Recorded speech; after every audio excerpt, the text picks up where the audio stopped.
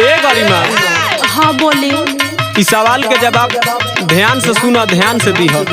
ठीक बा। कहे जे ये जो हम अकेला ही नहीं थी, हमार परो पटीदार कुलाइल बड़े।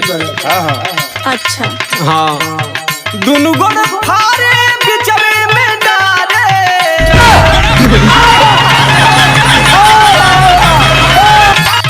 दुनु गोड़ फारे बिचवे में डारे। उठी बैठ के लगा देला धक्का की मुहबा से निकलेला। आही माई बाता सुनी। हाँ इहे राउ सवाल बा। हाँ तो एकर जवाब हम जानत नहीं। तो दियाओ। हाँ तो सुने। बसवा